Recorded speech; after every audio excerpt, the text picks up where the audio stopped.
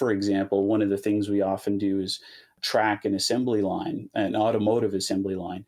And by attaching our trackers to the workers in that line, we're able to digitize very specifically what they're doing in their given workflow. So maybe they're attaching a water pump to an engine, for example. We can actually digitize if they've put it on correctly, if they've torqued the bolts in the correct order, all of these types of quality things that you couldn't really discern if you were using a less accurate system. Hi, and welcome to another episode of the Mapscaping Podcast. My name is Daniel, and this is a podcast for the geospatial community. My guest on the show today is Matthew Lowe, and he is the CEO and co-founder of a company called ZeroKey. And ZeroKey does indoor positioning, but they're doing it in a slightly different way than what we've talked about before in the podcast. So we've done episodes where we've looked into positioning as a service. I've talked to other companies and players in the space that are doing indoor positioning using beacons. We've had people talking about how cell phones and smartphones are the future of indoor positioning and how they're going to be used as a platform by fusing different data sources. We've even had people talking about using the geometric field of buildings to help navigate and locate, position objects inside. But Matthew's approaching this from a slightly different aspect, and I'm really excited to dive into the conversation. This podcast is all about connecting people and ideas and businesses within the geospatial community. And over the next few podcast episodes, I'm going to be running a few experiments. And this experiment is going to be about how can I facilitate that connection? What can I do to help better connect you with some of the guests that we feature on the show? So the idea that I have is to allow you to book a one-on-one call with the guests that we feature on the show. So this will only be available to the people that are on our email list. So if you go to mapscaping.com/podcast, you can sign up there for our email list. And after this show, 3 to 4 days after this show is published, after this episode is published, you will have the opportunity to book a one-on-one call with the guest that you're about to meet with, Matt Lowe. So this is a huge opportunity, and I really hope that you take advantage of it. So I will be providing more details at the end of this podcast episode, and obviously in the email that I send out 3 to 4 days after this episode is published. But yeah, so if this is something you would like to be a part of, if you'd like the opportunity to book a one-on-one call with the guest that you're about to meet, please go to mapscaping.com/podcast, sign up there, and perhaps you'll have the opportunity to have a one-on-one call with Matt. Okay, let's get into the interview. Hey Matt, welcome to the podcast. Thanks for taking the time to doing this. Today we're going to be talking about something that's very near and dear to my heart, and that's indoor positioning. I think it's an incredibly interesting field at the moment. There's lots of different players out there, lots of different things happening. So you are the CEO and the co-founder of ZeroKey, and you are working in the space of indoor positioning. So let's just dive right in. What are you doing with indoor positioning? How is your solution different from some of these other ones we've talked about on the podcast, for example? Thanks for having me on the podcast, Dan. And ZeroKey is definitely doing something very interesting. We built this technology that really kind of advanced what's even possible in the indoor positioning world. And in a nutshell, it's really as simple as, saying hyper accurate indoor location. But when you get down to the nitty gritty, what we really did was build a technology that is millimeter accurate in 3 dimensions in terms of localizing objects, which is pretty critical in a lot of different scenarios, specifically in industrial type scenarios, in retail and logistics and supply chain, that sort of thing. So millimeter accuracy is pretty impressive. How are you doing that? Well, it relies on some proprietary IP that we built, going right back to the origins of the company. But really, it comes down to the fact that we rely on ultrasound or acoustics for location. And kind of the big advantage and what sets us apart from basically everyone in the indoor positioning industry, we use acoustic time of flight measurement, and we have a whole bunch of really high level signal processing stuff that we do there, but we use ultrasound for our time of flight measurement, which is way more accurate than using radio frequency, which is what most indoor positioning technologies rely on. So time of flight, we're measuring from the time we send a signal to the time the signal is received. Is that correct? Yeah, exactly. You got it. Okay, so normally when we do positioning, we think about taking measurements from a lot of different places and then doing what might commonly be referred to as triangulation. Is this what's happening here? Yeah, so we do basically that. We would call it multilateration, but essentially it works just as you said. You take a whole bunch of measurements, which in our case are based on time of flight from a given point to many points, and from that time of flight, you're able to figure out how far away something is. So that gives you a range, and then you have a whole bunch of these ranges come together, and using what most people would call triangulation, but kind of more accurately called multilateration, you're able to localize the precise position of something. So, what kind of hardware is involved in this? So, obviously, we have some kind of sensors and receivers, sending out and receiving these ultrasonic wavelengths. What else is involved to make this work? Basically, the way our system is structured, you've got a whole bunch of these little tags, and we've got a variety of models. But essentially, they're as small as a coin cell battery up to larger size units for different use cases.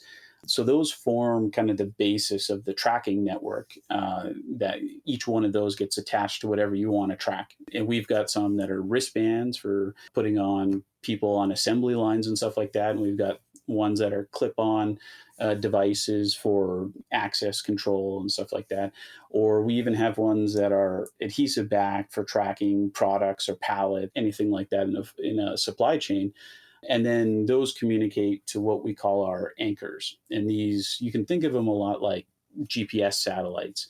And so we deploy our anchors in a given environment, and they form a mesh network. And that's actually what you're tracking objects relative to, is those anchors. But it's kind of interesting because as much as we're using acoustics and we're using ultrasound, the system itself is actually quite similar to GPS and how GPS works. Obviously, we got our own little tweaks on it, but the kind of the ultimate structure and architecture of how the positioning system works from that positioning aspect is very, very similar to what we use every day in our cars and cell phones. So you said something really interesting there. I mean, obviously you said a lot of really interesting things there, but I just want to highlight one thing, and that's the idea of a mesh network. Would you mind just giving us a brief definition of what a mesh network is? Yeah, so mesh networking basically was one of the enabling technologies for our solution. And what it means is you can essentially have all of these different devices spread out through the environment, and you don't need a wire running to every device to be able to communicate to it. Instead, they all have radios built in, and you're able to get data from one point in the network to any other point in the network using kind of all the nodes in between to relay that information. So it really does give you the ability to have a very dynamic network where objects are moving around, and you might be in a very sprawling environment, and you're able to scale your solution up to virtually any size of network relying on that mesh networking topology. I guess what we're assuming here is that density of nodes there's a certain amount of nodes in that, so they're all within a certain distance of each other, so they can communicate to each other. Is that correct? Yeah, absolutely. So our system, actually, the mesh networking isn't the limitation. Our system actually requires a fairly high density of nodes, relatively speaking, because we rely on acoustics for that time of flight ranging. So in our system, every roughly 30 to 40 meters, you would have to have another anchor node in the environment. Okay, so I think we have a good understanding of how this is sort of working now, but it'd be really interesting to hear what it looks like in practice. So I'd go, let's say I had a library, for example, and I chose a library because there's lots of shelves, there's lots of walls, there's lots of obstructions in the way. And so the first thing I'd like to know is, does your system, do the wavelengths, do they propagate through those walls? That would be an interesting thing to know. And also, what would the setup in our library look like, in terms of anchors and nodes? The frequencies we use don't propagate through walls, and that's actually a benefit. And I'll get into why maybe a little bit later. But what like a library would look like is you essentially you'd have maybe a couple dozen anchors for a section. Obviously, it depends on how big of a library you're talking about. But the acoustic waves actually do propagate around kind of smaller objects. And the way I describe it, the best analogy I can think of is kind of like water flowing in a stream, and you've got kind of a rock in the middle of that stream. Well, any turbulence of the water or waves in the water will propagate around the rock and continue through. Same thing with acoustic waves. But if you go up to that same stream and you build a dam, obviously the water can't flow through. And so in that example, the wall is the dam versus like a shelf or something like that is, a single rock in the stream. And so for most things, as much as it will impact the accuracy a little bit, the acoustic waves do propagate around obstructions in the environment, which is, kind of a really good advantage of ours over a lot of line of sight based technologies. Okay, so again, I think you've given us a really good understanding there, which is fantastic. What I'd really like to know now, though, is how do you attach meaning to these objects? Are they just sort of objects moving around in space, or when you put them in the world, do you have to say you are attached to a window, for example? You are attached to a drawer. This is a wristband that a person is going to be wearing. Is there some kind of digitizing of objects before you sort of release them into the wild? To help sort of add a little bit more context to the mesh network and to the objects that you're tracking? Yeah, absolutely. So you need to know what it is you're tracking, and that digs a little deeper into some of the actual use cases. We deploy across a variety of industries, going right from advanced manufacturing, supply chain, logistics, health and safety. And each one of those use cases has a different way they kind of categorize and identify their objects and derive some sort of meaning from the positioning data.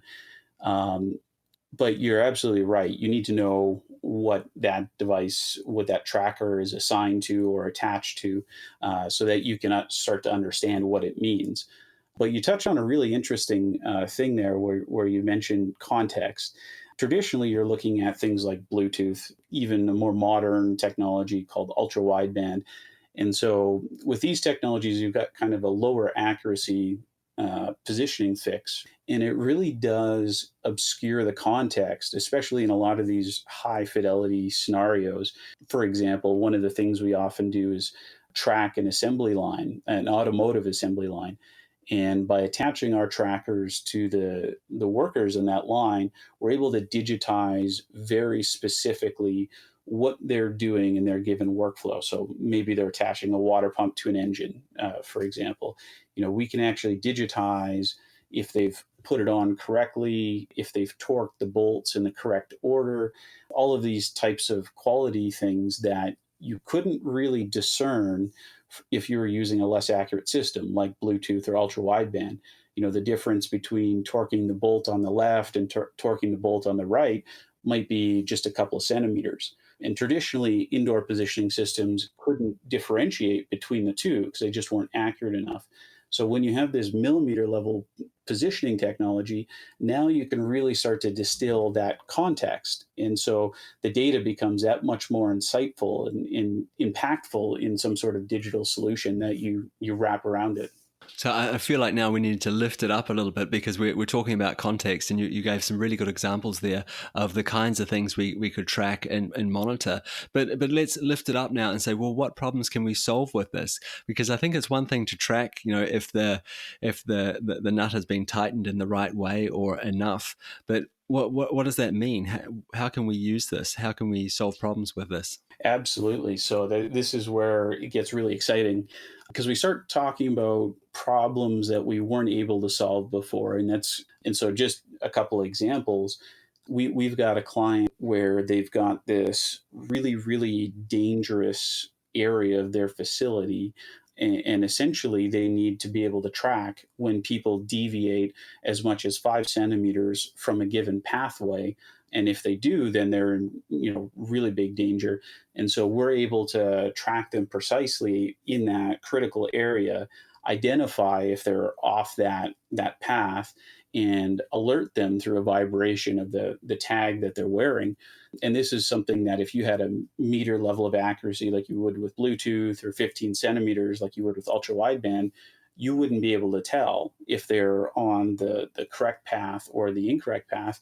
And unfortunately, in this scenario, they have actually quite a few deaths every year just by workers not following the guidelines correctly. They get complacent over time and venture into these dangerous areas where, and then unfortunately, you have workplace accidents. And so there's a lot of things we can do with that accuracy that no one had even thought of before, because it just simply wasn't possible to achieve that millimeter accuracy on a large scale.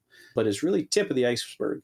You get into some of these supply chain scenarios, and it's really, really, amazing what you can do in terms of automating and attaching artificial intelligence, integrating multiple systems, when you have the ability to digitize all of these physical objects in the world that traditionally were completely invisible to the digital world. So go to a warehousing environment, for example. You'd typically rely on your human operators to go around and do inventory counts and to decide for themselves the most optimal route to take in a warehouse to get from picking a product up on a shelf to dropping it off at a shipping and receiving location, or to even determine which of multiple SKUs that they might be picking from a shelf that they should do because they're going to be closest to. Well, now what we can do is actually use a data driven approach to say, Tom is closest to aisle 11, and then the next order in aisle 13 right beside that, it's more efficient for him to get to it.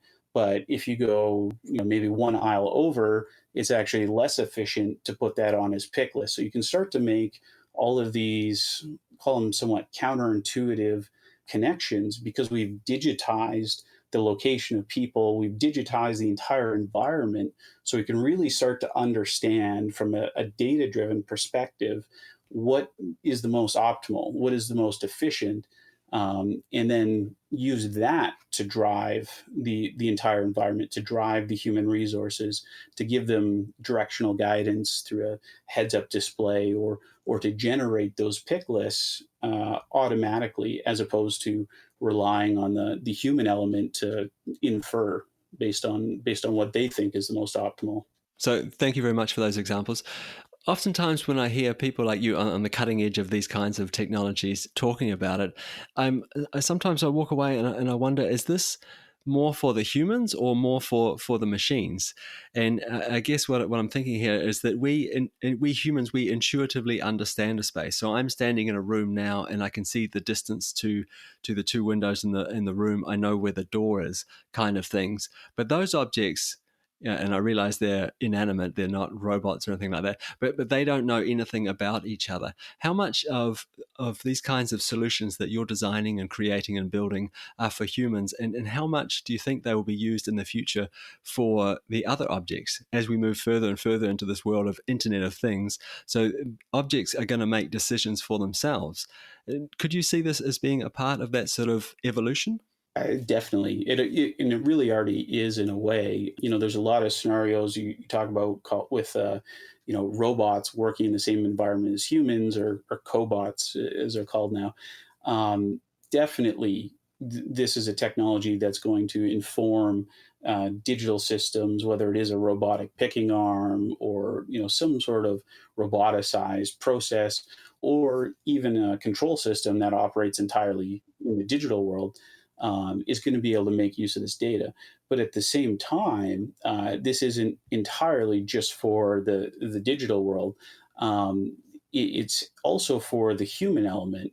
And we see this just in that supply chain example I gave, because now the humans in that environment are more efficient. They're able to provide a higher ROI, and it actually makes them more competitive to their robotic counterparts. And so we actually see in a lot of environments, like the manufacturing environment, where we're digitizing the human and being able to do real-time quality control. In those environments, it actually has a higher ROI for the human as opposed to having to make this big investment and change a process to roboticize it. So it really does attack the problem from both sides. So, this is a podcast for the geospatial community. So, we're talking about location, we're talking about positioning of things. And I guess I should have clarified this right at the start.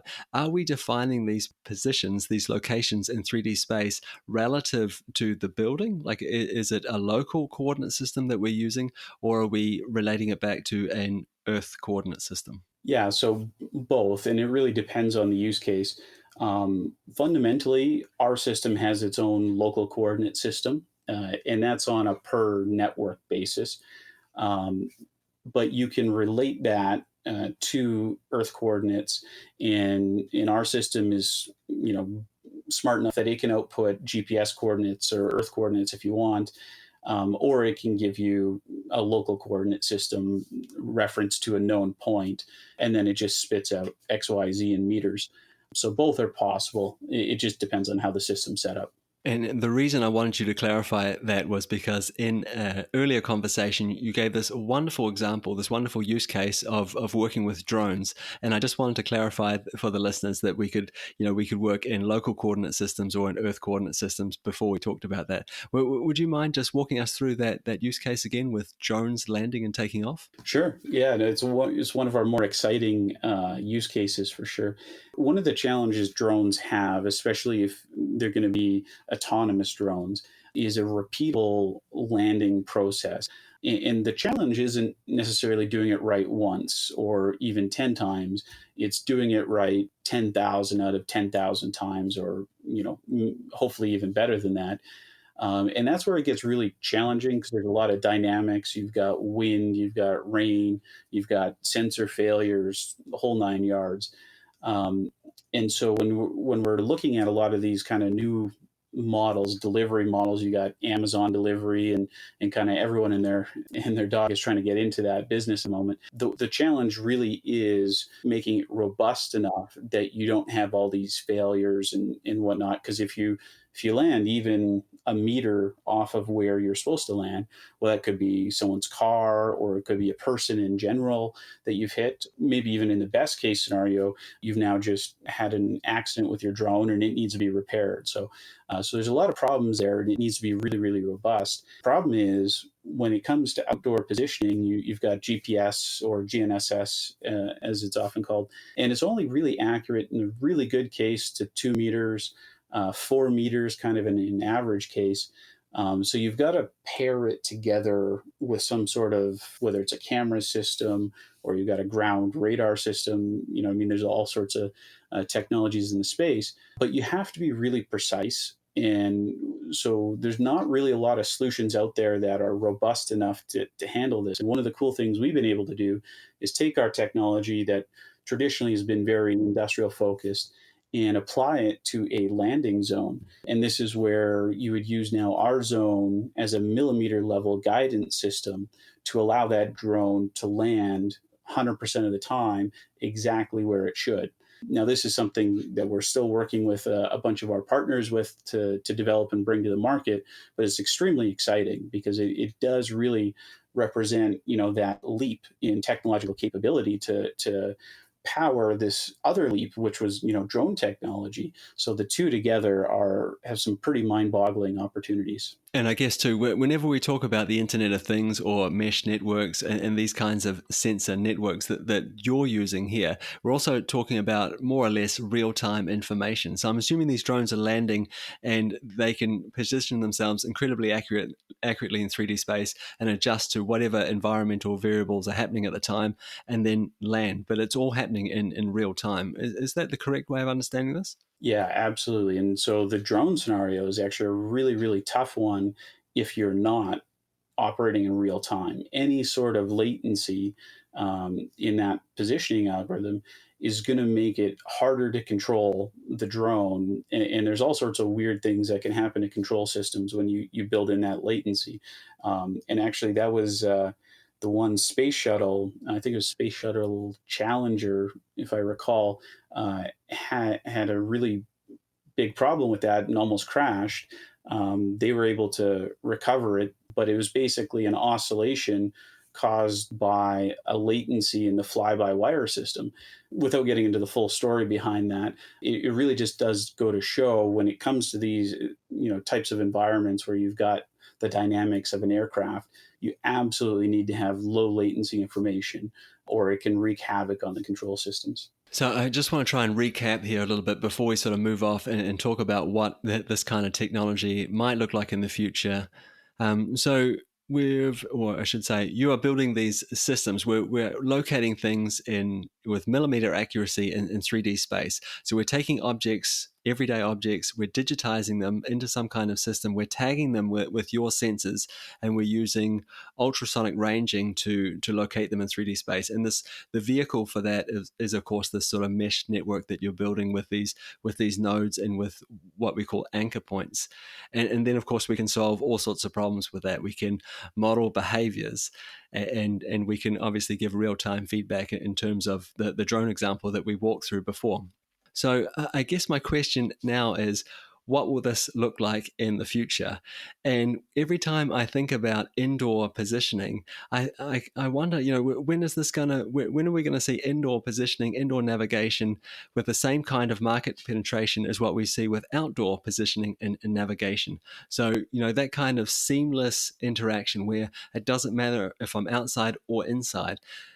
When do you think that's going to happen? And do you think that's a realistic future? Yeah, it's a great question.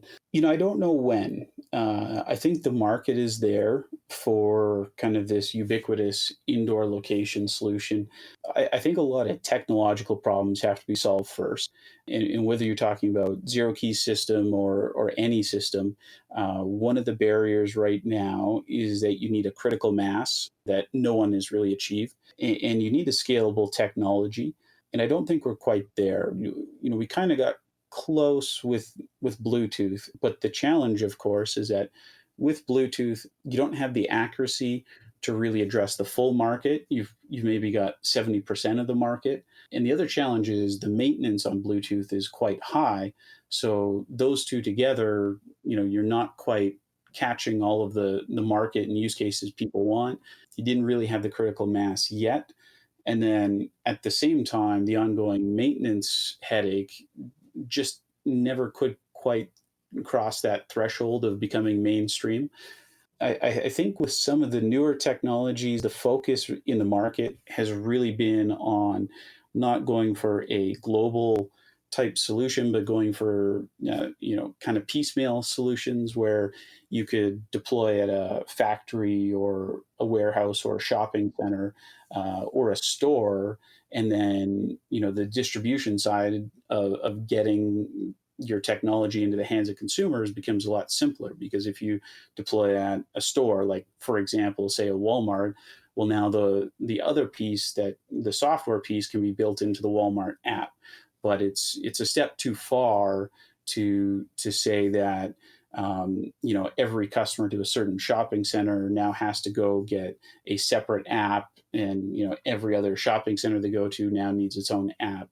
So there really hasn't been that global traction really necessary to mainstream the technology yet. And I don't know if we're headed there quite yet. I think you do still need a rather big technological jump. It speaks to how difficult of a problem indoor positioning really is. One of the favorite stories that I have around GPS actually goes back to when they were lobbying Congress to get the funding to put the first satellites up in the sky. And one of the problems was, one of the reasons we almost never had GPS was that Congress wasn't really convinced there'd be civilian applications or any civilian benefit. So they actually had a lot of trouble getting the money to fund the project, because at the time, it was a step too far, I guess, to really think that you might have this technology in the palm of your hand or in your car even. All the way back then, it was just too foreign of a concept, and a capability that we weren't really used to or didn't understand. And it wasn't really until the capability was there and it became ubiquitous to the point where you could get a GPS receiver from a company like Garmin, basically off the shelf. Once that happened, and once it got into smartphones, you saw just an explosion of use cases. So it's really interesting that it is one of those things, like you look at the economic impact of GPS today, it's off the charts. Like if you could even predict that it would have been 1/1000th of what it is now, back when they were trying to get the funding, it would have been a no-brainer. They would have signed that check and it would have been an open and shut case. But it is really hard to see where things will go until the capability is in the marketplace. Indoor positioning, I mean, it impacts pretty much everything. Everything in your day-to-day life, most of those objects are, as far as a digital perspective is concerned, at an unknown location. Like you look at your house, or even your keyboard, for example. Your computer doesn't know where your keyboard is relative to it or anything else. It's, and you look at your door, as you mentioned earlier, or your window.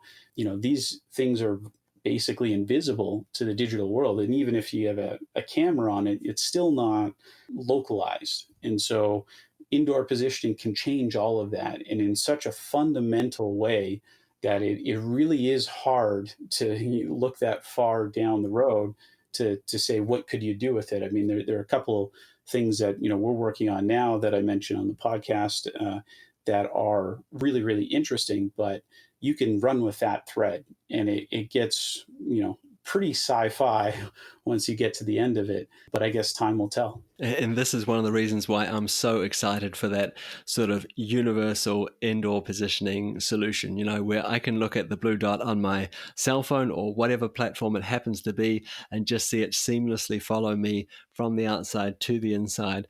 Because not because I'm looking forward to being tracked also on the inside, but because I see it as being this fundamental building block, that this platform that we're going to just see an explosion of different use cases and applications and ideas come out of. So I'm really excited for that. Matt, I really want to thank you for your insights, for the conversation today, for taking the time to come along and teach us all a little bit more about indoor positioning and some of the challenges around it. But just before I let you go, where can the listeners go to reach out to you or learn more about your work? Yeah, zerokey.com. We've got a lot of our technology up there, white paper, list of products. You can go through all of it. We've got some more technical stuff, so you can geek out if you want, or we've got some great demo videos as well, and some interesting stuff on there about what we're doing for the current COVID crisis and how we're using our tech to help with the social distancing effort as workers return to the workplace. Thanks again, Matt. I really appreciate it. Awesome. Thanks, Dan. Appreciate you having me. So I really hope that you enjoyed that conversation with Matt. I think what they're doing at ZeroKey is fascinating, and I really appreciate his insights into the future of what this might look like and where we might end up in terms of indoor positioning, indoor navigation. So now that you know Matt a little bit better, you've heard his voice and you understand what his business and interest is all about in terms of geospatial, I hope that you'll take the opportunity to schedule a call with him. So there's a limited number of slots, obviously. I think Matt has been incredibly generous with his time, but there is a limited number of slots. And if this is an opportunity you think you would like to be involved in or take part in, please go to mapscaping.com/podcast, sign up for the email, and once again, 3 to 4 days after this episode goes live, I will send out an email to everyone on that list with a link to Matt's calendar where you can schedule a one-on-one call with him. I think this is a really huge opportunity. Thank you so much, Matt, for your generosity, and I really hope that you will take advantage of this. So go to mapscaping.com/podcast, sign up, and maybe we can get you on a call with Matt. And that's it for another episode of the Mapscaping podcast. My name is Daniel. It's been a pleasure being your host again this week. Thank you so much for tuning in. Please share this podcast with someone you think might enjoy it, someone you think might get value out of it. I would really appreciate it. Okay, that's it from me. We'll talk again next week. Bye.